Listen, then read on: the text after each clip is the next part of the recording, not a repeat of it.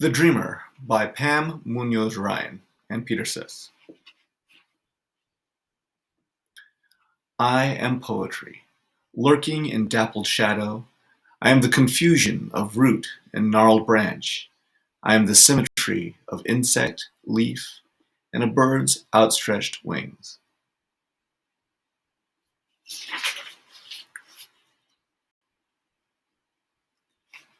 Forest. Those are weeds, Neftali, said Rodolfo, not flowers. Now come. If you make me late for school again, I will tell father, and today I do not feel like running. Neftali stopped picking the tiny blossoms that made the spring air smell peppery. He stuffed the ones he'd collected into his pocket and hurried toward Rodolfo. Surprised, Rodolfo put his hands on his hips and stared at him. So today you're listening to me? I do not want to get into any trouble. Only 3 more days until father takes me on the train to the forest. I'm old enough now. I'm 8. And strong enough, too. He held up an arm and tried to make a muscle. Rodolfo pulled his coat tighter around him. Good for you. I don't care if I ever go back. That is because you get to go with father all the time. What did you see last week? Rodolfo didn't answer. He just took Neftali's hand, looked straight ahead, and pulled him toward school. Birds? Did you see birds? Neftali persisted. Rodolfo sighed. Yes, I saw birds. I even saw the timid Chukao, and Mr. Chukao bird gave me a warning. Neftali tugged on Rodolfo's hand, stopping him. How did you know it was a Chukao bird? Easy. Its call sounds just like its name. Chukao. It's a tiny bird with a throat the color of copper, but its size is deceiving. It has a very loud voice. Did you hear it on your right side or on your left? On my left, said Rodolfo. Did you have bad luck? Rodolfo scuffed the ground with his boot.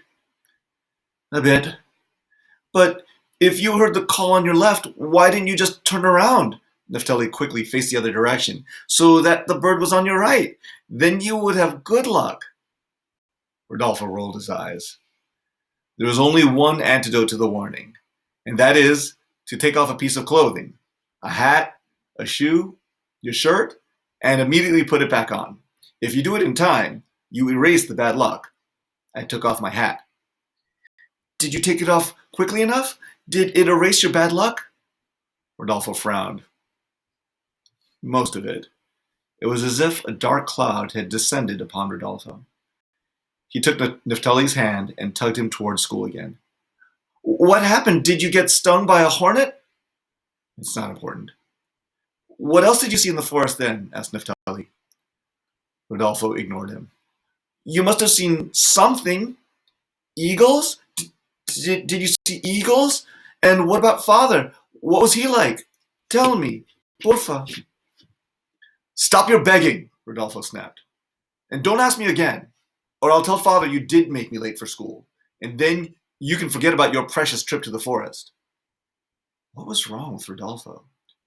Was he jealous that it was Neftali's turn, or was he just ungrateful? When they reached the schoolyard, Rodolfo released his hand. Go to your classroom.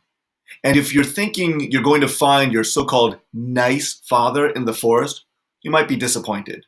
So do not hope for too much. He turned and walked away with his head down and his hands in his pockets.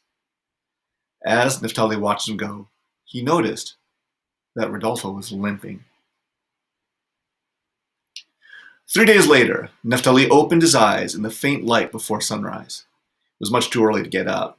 He stared at the ceiling, imagining all of the things he might collect and bring home from the forest. Then the cracks in the ceiling opened and let in the sky. He found himself lying in his bed beneath an enormous tree with a wide trunk. He got up, put on his boots, and marched around the tree, counting his steps to determine how many it would take to make the complete circle. 43, 44, 45. His bed marked where he had begun, but no matter how many steps he took, he could not get around the girth of the trunk to reach it again. Finally, Naphtali decided to climb the gargantuan tree, hoping to find a way over it instead of around it. He was high in the branches when he heard Father's voice. Naphtali, did you wear your boots all night long? Naphtali dropped from the tree to the bed. Father hovered over him, wearing a dark gray cape, one Naphtali had never seen before. Naphtali sat up and stared at the boots on his feet. I wanted to be ready. He jumped to the floor, his heart beating with anticipation. Slow down, said Father, laughing quietly. You have plenty of time. Get dressed and eat breakfast. And wear something warm. The morning air will chill you. Naphtali pointed at Father. The cape? Yes, it is new. The company gave it to me for my service. The finest wool. When you are ready, meet me on the platform. He turned and marched from the room, the cape billowing behind him.